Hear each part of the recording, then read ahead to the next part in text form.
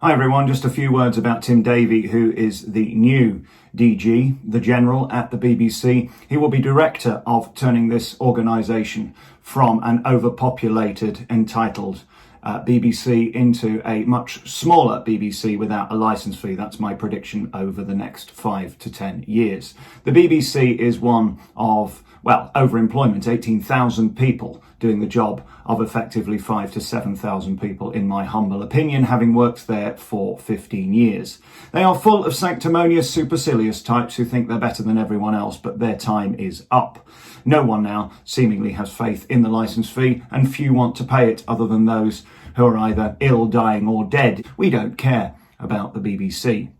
Interestingly, about Tim Davie, he runs the un-FOI-able part of the BBC. It is the business arm of the BBC. It is the part of the BBC that is frankly shameful. It's the bit that pays Graham Norton his huge salary for that chat show that goes around the world. He is indeed the highest paid person at the BBC. Millions and millions of pounds, but it's all hush-hush under BBC studios. They, of course, rent their studios to ITV at Broadcasting Centre, TV Centre, which is the old donut that the BBC sold off at huge profit to make posh flats. Well, there are still some studios there owned by BBC Studios.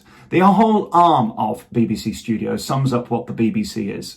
Utterly hypocritical. It is an organisation that has a business arm that makes huge profit at a time when it pleads that it has no money and needs us to support it through the licence fee. I'm going to play you a video shortly proving that why exactly you shouldn't pay your licence fee and why it needs to be scrapped immediately, and let's see whether people really do have faith in the BBC, an organisation that now already has a subscription service, BritBox, which again is totally unethical. We shouldn't be paying our licence fee and then expected to pay for material that we've already paid for.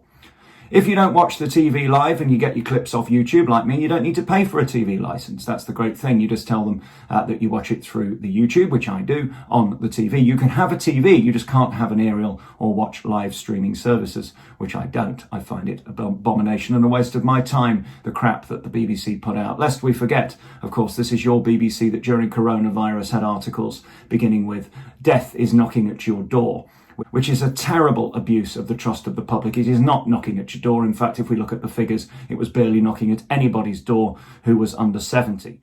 They instill fear. They control the public's minds by giving a very biased view of the news, in my view. I don't like them. I'm not interested in them. I've seen how they operate from within. They are bullies as management. They intimidate and they cover up paedophiles, as we know. Of course, Tim Davie was there during the Savile clear up and clear out.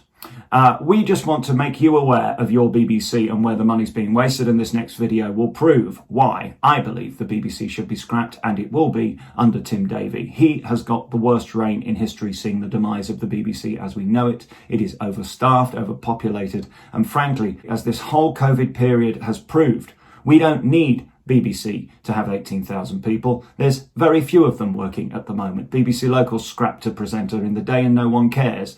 Local News has got rid of one of its hosts and we don't care.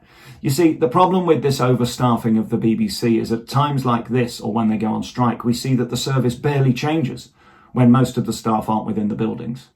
They are entitled, they're overpaid, and last year over £300 million was lost in unpaid licence fees. That's how much disdain there is for this rape charge of watching our TV, which should be free in 2020. It's indefensible with services like Sky and Virgin and Netflix offering subscription services that you either pay or you don't pay for. The BBC, if people want it, they will pay. I would choose not to. They are not my cup of tea, and nor is Tim Davie. He's a solemn man who wears chinos and looks perfect in a lineup of BBC managers. He is perfect to run the BBC as DG, and he will oversee the demise as we know it. I predict within 5 years it will not be the organisation that it is today. They will have to restructure. They are paying people too much for doing too little, and frankly delivering services nobody wants, like BBC Radio 3, for example, that no one listens to. They should be forced to put their efforts and their time and money into services that the majority of people want, not box-ticking programmes and wasting money on things like BBC Local Radio, which is in terminal demise. That's my thoughts on the BBC. Watch now how the BBC waste your money, the tens of millions wasted of public money by your BBC. Hello and welcome to another exclusive expose by me, Alex Belfield, here at celebrityradio.biz, where we've just achieved 52 million minutes viewed on YouTube. We're the #1 interviewer and reviewer on YouTube in the UK. For 8 years, we've been exposing shameless waste of public money by the BBC. All of our figures are official and released by BBC FOI. You can email them, foi@bbc.co.uk. They waste money, like 2,709 people got a pay rise of over 10%. 17,037 BBC staff were given £400 each as a pay reward. I mean, these are the kind of sums that blow your mind. £300 million is lost in unpaid licence fees.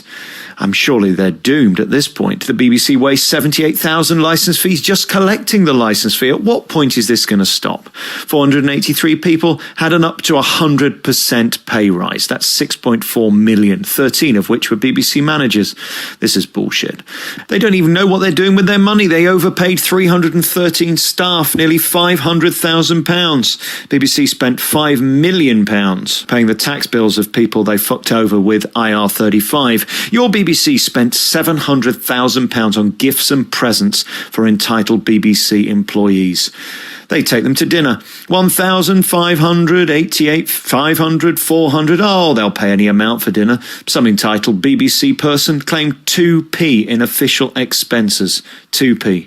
There's 35 free cafes at BBC Broadcasting House. That's 191,000 it cost us last year to give them free tea and coffee. £8,000 was the most expensive flight to Miami. I can't even find an £8,000 flight. £8,727. 7,000 to San Francisco. What are they thinking? These figures that I show you here, I can't even find on any travel websites. Lunacy. 22% men, 32% female, and less than 30,000 yet. The kind of hypocrisy is ridiculous. They talk about equality, yet nearly 90% of BBC receptionists are women. Can you believe the BBC built 11 new canteens this year? That cost us 1.4 million. They're in the city centre of most places. They seemingly have consultants for everything. Over £1 million putting the cunt in consultant. Ridiculous. We're paying for this stuff. 131 train tickets purchased at more than £300. Again, how do they do this? I go £70 first class, only 2 of which were first class. The BBC books hundreds of hotels and taxis that they don't use and pays for them. Meanwhile, over 1,000 staff were given £20,000 worth of awards, vouchers in other words. It's just ridiculous. 2,600 for them to get pissed. Good Lord. The BBC hired 43 staff and spent 2.3 million on health and safety. Good God. £4 million on consultants, despite hundreds of managers. What a car crash. Talking of which, they crashed £370,000 worth of repairs in cars last year. Mystery thefts, this is curious. 204,000. Cash going missing of $8,000. Laptops and computers and foodstuffs and equipment. 50,000 each for 3 cameras.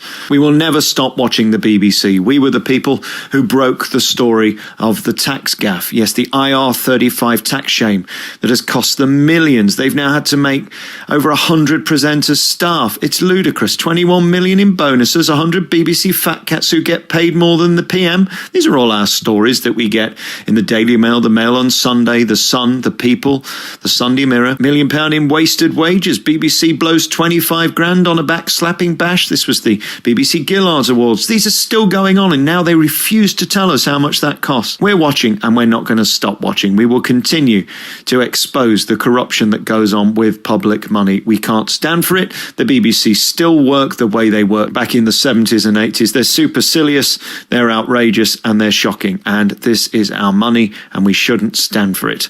This was one of my worst stories. 700 people took redundancy. 700 staff. Think about that.